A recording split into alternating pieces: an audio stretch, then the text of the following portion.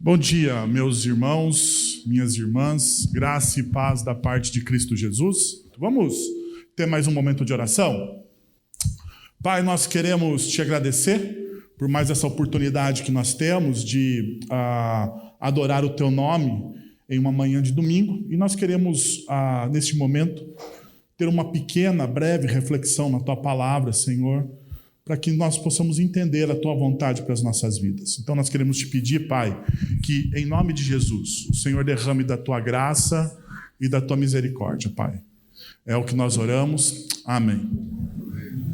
Muito bem, meus irmãos, eu gostaria de convidar vocês a repensar algumas coisas sobre este momento que nós estamos vivendo, porque você sabe, você que acompanhou os últimos domingos de reflexão da nossa comunidade, você sabe que a Páscoa, ela é o evento mais importante do cristianismo. A Páscoa, ela é o evento mais importante do cristianismo. Eu sei que por causa da nossa cultura secular, a gente transformou, o Natal no evento mais importante da cristandade. Então a gente, ou a nossa cultura, melhor dizendo, muitas vezes coloca o Natal como sendo o ápice do cristianismo, mas não é.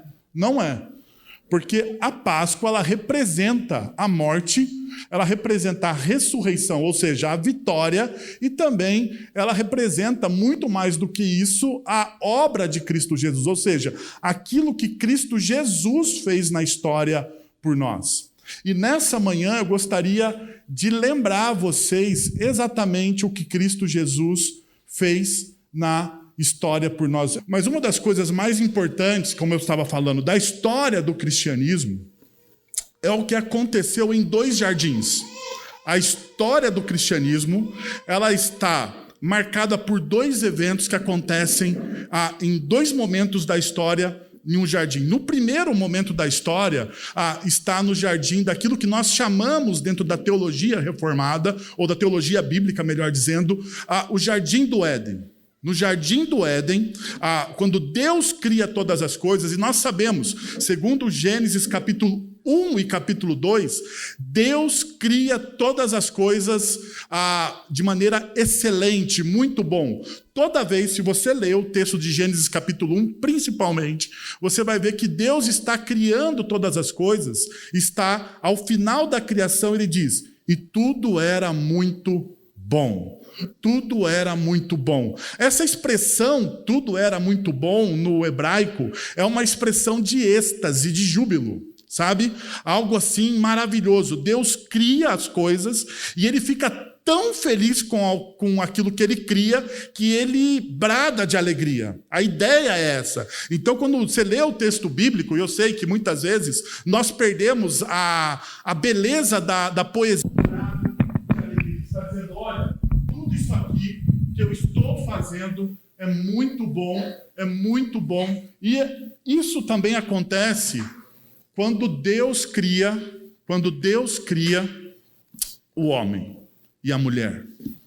Quando Deus cria a humanidade, existe o mesmo brado, existe a mesma alegria, mas existe uma diferença.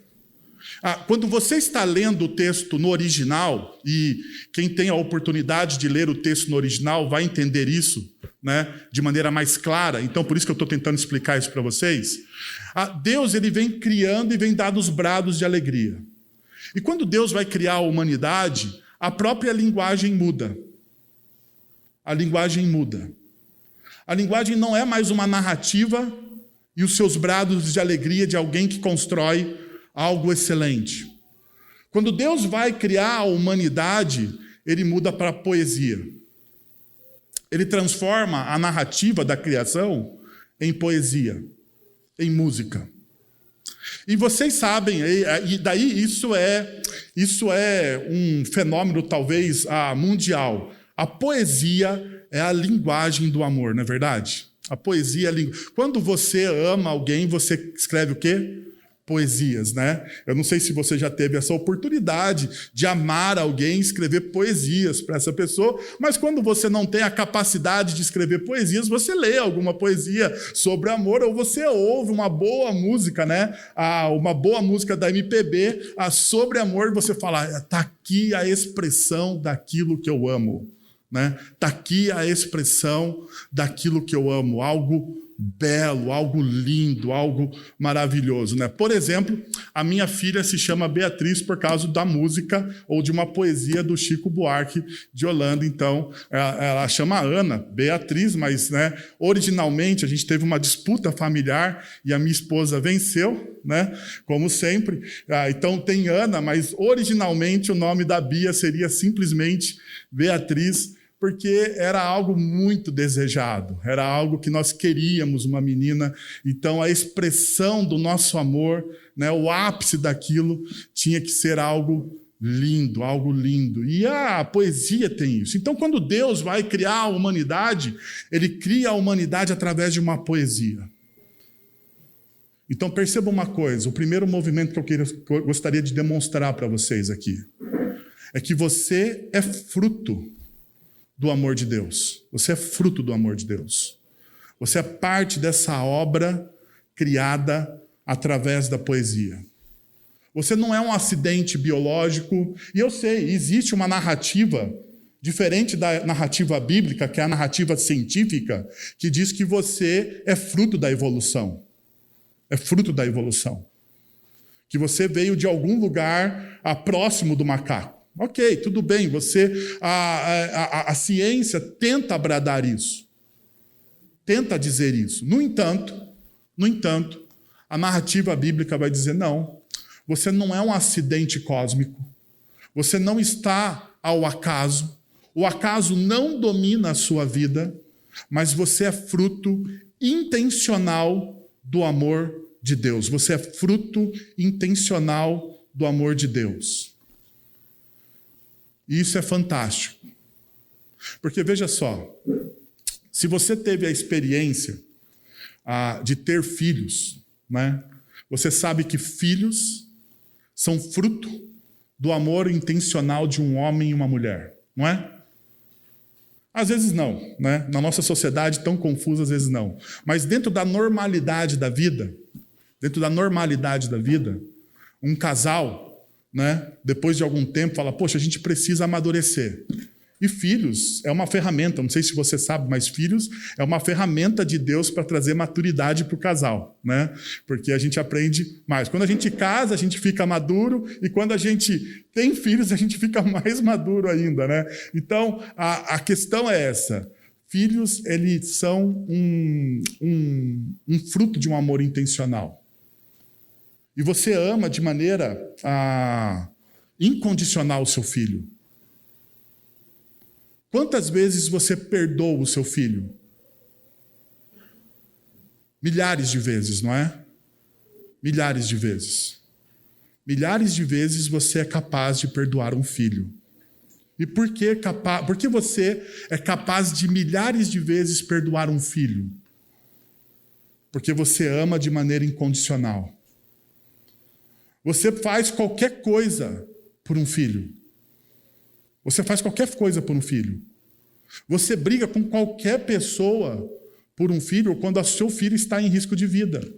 Eu lembro que, alguns meses atrás, e vocês acompanharam isso, a Bia ela teve uma bronquiolite e ela precisou ficar 6 dias internada no hospital da Unimed aqui em Sorocaba.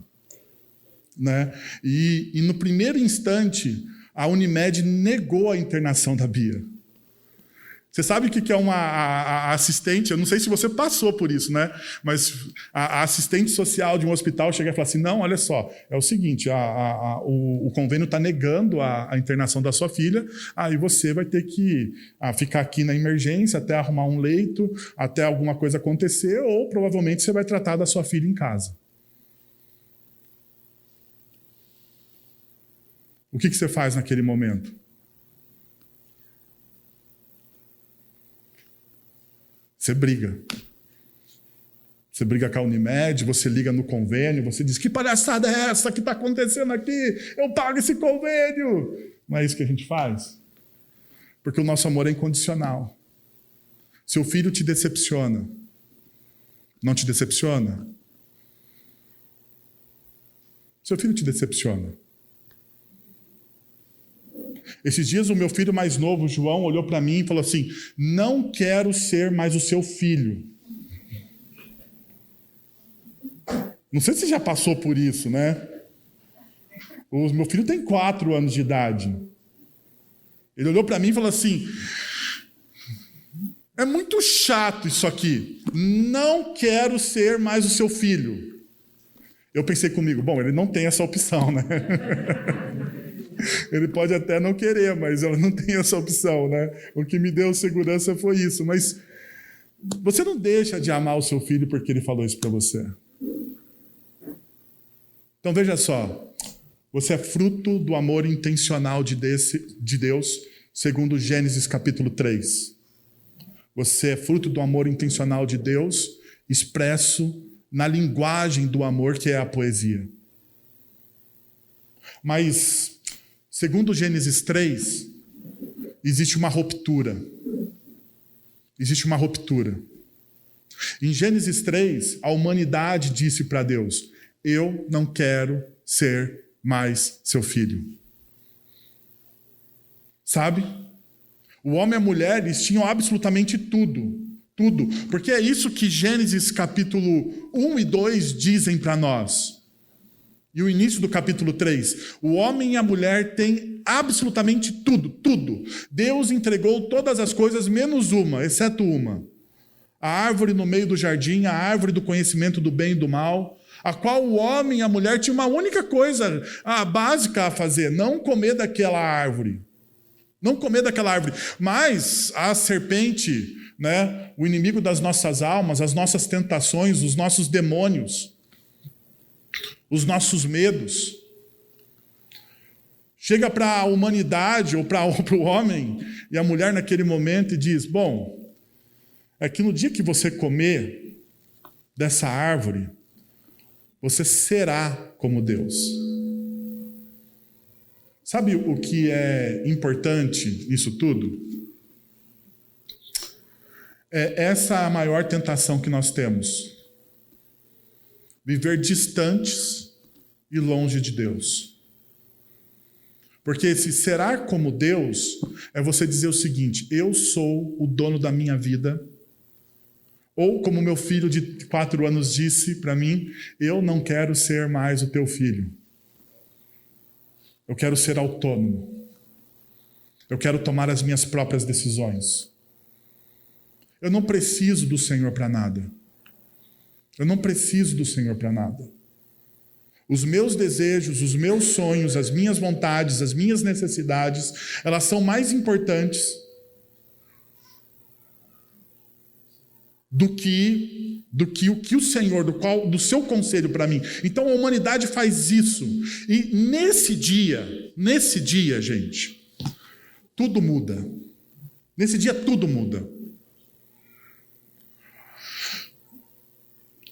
Deus, ele permite que a humanidade, naquele momento, tenha algo que a gente hoje não tem mais, chamado livre-arbítrio. Naquele dia, a humanidade tem o pleno livre-arbítrio de tomar a decisão de estar longe de Deus. E a partir daquele momento, todos nós sofremos com isso. Todos nós. Não existe mais reconexão. O vínculo está quebrado. Tanto é verdade que o texto bíblico vai dizer o seguinte: olha só. Deus tira o homem e a mulher do paraíso, daquilo que nós chamamos de Éden, na teologia. Deus tira o homem e a mulher daquele ambiente de amor, de graça, onde tudo é perfeito. Deus retira eles, coloca na porta do jardim uma espada de fogo. Uma espada de fogo que representa o juízo de Deus para a humanidade. Vocês não entrarão mais aqui. E ao não entrarem mais aqui, vocês percebam uma coisa: vocês vão morrer. Vocês vão morrer. E existem várias consequências. Se você pega Gênesis capítulo 3, você vai perceber que existem várias consequências do pecado na vida do ser humano. Por exemplo, né, A gente tem dificuldade nos relacionamentos. Está lá, Gênesis capítulo 3. Nós temos o problema da vocação. Né? O homem vai perder a sua vocação natural. Nós vamos sofrer para ganhar o fruto do nosso trabalho. Então tudo ali, ou todas as nossas mazelas, tem uma única explicação: a nossa desconexão com Deus. A nossa desconexão com Deus. Então, essa aqui é a história do primeiro jardim. Do primeiro jardim. Então perceba, no primeiro jardim, você tem uma posição do homem e da mulher. Nós não queremos mais caminhar com o Senhor. Ou, como meu filho de 4 anos diz, né? Eu não quero mais ser o seu filho. Bom, passa-se a história e nós chegamos então em Mateus capítulo 24. Mateus capítulo 24, nós estamos de novo em um jardim, e agora chamado Getsemane. Não é mais Éden, é Getsemane. E naquele jardim, então, Jesus está se preparando para tomar de novo uma posição. Então nós temos aqui uma nova história acontecendo. O Filho de Deus, o Cristo encarnado, daí Jesus, então, ele entra na história. Então nós temos aqui uma entrada. Nós perdemos a conexão, nós não éramos capazes de nos reconectar com Deus. Olha só, deixa eu te mostrar isso aqui. É uma verdade, e a gente já vê isso no capítulo posterior à queda. Gênesis capítulo 4. O que acontece em Gênesis capítulo 4? Você se lembra? Então, se você não se lembra e você não conhece essa história, deixa eu dizer isso aqui para vocês. Gênesis capítulo 4, nós temos o primeiro homicídio na história. E acontece não numa periferia, né, do Oriente Próximo. Acontece dentro de uma família, ou melhor, acontece dentro da primeira família da história. Caim mata o seu irmão Abel por inveja. Por inveja. Mas olha só que interessante. Perceba. Em determinado momento, Deus chega para Caim e fala assim: olha, você precisa fazer uma coisa, Caim. Se você fizer o bem, se você fizer as coisas com excelência, você será aceito. Porque qual que era o problema ali?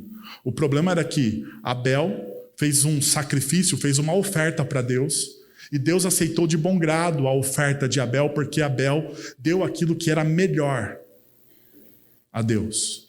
Caim, porém, não fez isso. Daí Deus, ele chega e fala para Caim, Caim, o problema está no seu coração. O problema está em você, porque se você fizer, você vai ser aceito. E veja só, Caim, deixa eu te dizer uma coisa. Eis que o pecado está atrás da porta. Eis que o pecado está atrás da porta, pronto para te devorar, pronto para te atacar. Você precisa, agora presta atenção, o texto vai dizer, você precisa fazer o quê? Dominá-lo. Dominá-lo. Eis que o pecado está atrás da porta, os seus sentimentos de inveja estão atrás da porta, estão prontos para te abocanhar, e você precisa dominar. Qual é o efeito máximo do pecado, da nossa separação com Deus? É que nós não dominamos mais os nossos desejos e vontades. Nós não conseguimos mais dizer não. Muitas vezes aquilo é prejudicial para a nossa família, prejudicial para a nossa própria vida. E a gente não consegue dizer não. Nós abraçamos aquilo que é ruim, porque aquilo nos domina, nos domina. Deixa eu te contar uma experiência que eu tive. Poucos dias eu compartilhei com o presbítero Fábio. Eu estava voltando aqui do Recanto. Eu vim aqui esses dias para arrumar as coisas, né? A gente estava arrumando tenda lá embaixo, vendo aonde ia ficar as coisas, como que iam acontecer a nossa dinâmica aqui. E eu estava voltando, estava eu, os meus 2 filhos, né? Aquele que diz, eu não quero ser mais o seu filho, João, e estava o Arthur, né? E o Arthur estava na frente do carro, então nós estávamos indo para casa almoçar, o Arthur estava na frente do carro, nós paramos em um semáforo e tinha ali um pedinte. E o pedinte veio, né? Eu mesmo não ando mais com dinheiro no bolso, né? Então falei, amigão, não tenho absolutamente nada. O pedinte olhou para o meu filho e disse o seguinte, viu? Deixa eu te dar um conselho. Honra o teu pai e tua mãe. Não, eu estou falando sério. O pedinte olhou para o meu filho e disse o seguinte, honra o teu pai e tua mãe. Não existe nada mais importante que os conselhos e a família que o seu pai e sua mãe te dão. Viu? Você precisa estudar. Porque quando você estuda, você honra o teu pai e tua mãe. Ele começou a pregar para o meu... Não sei se o Arthur entendeu, né? Mas eu achei que o cara estava pregando ali para o meu filho. Eu falei, olha só, né? Olha que coisa boa. Deus mandou um pedinte aqui pregar e ensinar a Bíblia para o meu filho. Mas tinha uma coisa interessante nele. Todos os dedos deles estavam marcados de queimado. E quem trabalha com segurança pública ou com pessoas em situação de rua, vai saber disso. Ele é um usuário de crack. Pergunta, tudo que ele falou para o meu filho estava certo? Sim ou não? Sim. Tudo que ele falou para o meu filho tem embasamento bíblico? Ele falou, honra o teu pai e tua mãe, é um dos mandamentos. É o único com promessa, exatamente. Então ele fala, honra o teu pai e tua mãe, ele conhece ou parte dos mandamentos, ou alguma coisa ele conhece, a pergunta é, por que ele não aplicou na vida dele? Sabe por quê? Por causa do pecado. O pecado domina ele. E ele não consegue se livrar daquilo. Perceberam os efeitos do pecado? Então deixa eu voltar no segundo jardim. Mateus capítulo 24. Jesus então ele está lá naquele segundo jardim para passar pela sua morte e ressurreição. E olha que interessante. Jesus está no segundo jardim. Ele chega com o seu grupo de 12. Ele dá uma separada, ele deixa um grupo mais atrás, você vai lendo na dinâmica do texto, né? Ele deixa um grupo mais atrás, e daí, um pouco mais à frente, ele fica com 3 discípulos, né? Os filhos de Zebedeu e Pedro. E daí ele diz o seguinte, olha, eu vou ali orar, fiquem aqui vigiando comigo. Fiquem aqui comigo em atenção, fiquem aqui comigo junto. E o texto bíblico diz então que Jesus ele vai...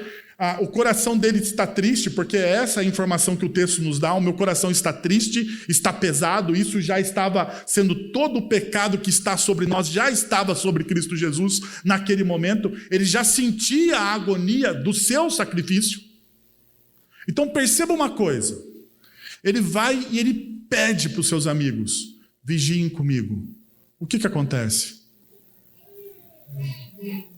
Eles ficam lá em prontidão, vigiando com Jesus. Eles dormem. Sabe por que eles dormem? Porque eles não têm domínio próprio. Eles cedem aos seus desejos, às suas necessidades. Eles cedem às suas fraquezas. Eles cedem, eles simplesmente cedem. Assim como eu e você, nós cedemos. Nós cedemos. A pergunta, então, que eu quero fazer para você é, Jesus, ele cede no Getsemane? Ele não cede. Jesus, ele ora lá. Ele faz uma oração muito forte. Ele fala, Pai, se possível, passa esse cálice de mim. Existe uma condicional ali, a mesma que existe no nosso português, existe no grego. O se está lá mesmo, se possível. Passa esse cálice de mim. Passa, se possível, Senhor, porque é muito difícil. Mas sabe, o bom de Jesus é que a oração dele não acaba aqui. Ele vai dizer o seguinte: no entanto, não seja feita a minha vontade, seja feito o quê? A tua vontade. E daí aqui eu quero unir as duas histórias. Se numa história Deus é rejeitado pela humanidade, se em um jardim Deus é rejeitado pela humanidade, no outro jardim, noutra história ou no outro jardim, Deus novamente abraça a humanidade na pessoa de Jesus. Sabe por quê? Porque Deus diz para Jesus: não, você vai tomar desse cálice. O filho amado diz para o pai amado: se possível, passe esse cálice de mim, porque tudo isso aqui é muito pesado. Mas o pai amado, entendendo toda a complexidade da história, e o pai amado sentindo saudade dos filhos que foram perdidos por causa do primeiro jardim, ele diz não. Ele diz não. E você conhece a história também, porque dentro da nossa cultura ela é muito propagada. Jesus, então, ele é traído pelos seus discípulos, abandonado pelos seus discípulos. Jesus, ele vai ser julgado de maneira injusta. Jesus, ele vai para a cruz, sofre uma tremenda humilhação. Jesus, ele morre. E ao terceiro dia, que é hoje, ele está vivo. Ao terceiro dia ele está vivo. E tudo isso, sabe para quê? Para você ser chamado de filho de Deus. Sabe aquele amor incondicional? Que é intencional e que é feito por poesia? Tudo isso para você experimentar de novo em Cristo Jesus. Tudo isso para você experimentar de novo em Cristo Jesus. Então, meus amados irmãos e irmãs aqui presentes nessa manhã, tudo isso foi para a glória de Deus. Mas a glória de Deus é ter um relacionamento com aquilo que Ele criou. Está percebendo uma coisa? A glória de Deus não é para Ele mesmo. A glória de Deus é compartilhada nos seus filhos através de Cristo Jesus. É amor, é graça, é misericórdia. E talvez você ainda não experimentou isso. Ou talvez você tenha esquecido isso. Talvez a cultura secular faz com que a todo momento você esqueça disso. Mas eu queria, nessa manhã, te lembrar de novo do que Jesus fez por você naquela cruz. E o porquê nós estamos aqui. E o porquê nós celebramos isso aqui. Então, eu queria convidar você a um último movimento nessa manhã, que é o movimento da ceia. Na noite em que Jesus foi traído, ele toma o pão e ele diz: esse é meu corpo partido em favor de vocês. Todas as vezes que vocês se reunirem, façam isso em memória de mim. Depois de ter partido o pão, Jesus ele toma o cálice, ele diz: este cálice é o cálice da nova aliança do meu sangue. Todas as vezes que vocês se reunirem, façam isso em memória de mim. O apóstolo Paulo vai dizer o seguinte: porque todas as vezes que nós comemos do pão e bebemos do cálice, nós anunciamos a morte de Cristo Jesus. Mas nós não anunciamos somente a morte de Cristo Jesus. Nós anunciamos a reconexão que a morte proporciona a nós. Nós não éramos filhos, agora nós somos filhos. Nós recebemos de novo a humanidade em Cristo Jesus. É isso que a Páscoa está dizendo. Você tem pai. Você pode abraçar esse pai, que é o Deus criador de todas as coisas. Mas nós não só anunciamos a morte e a ressurreição, nós anunciamos que ele vai voltar. Essa é a nossa maior expectativa. A maior expectativa de que Deus vai colocar em ordem todas as coisas. E tudo aquilo que está quebrado na história será consertado. Mas o reino de Deus já chegou para você, meu irmão e minha irmã. Se o seu coração está quebrado, basta você hoje se entregar a Cristo Jesus e permitir que Ele conserte aquilo que está quebrado no seu coração. Oremos.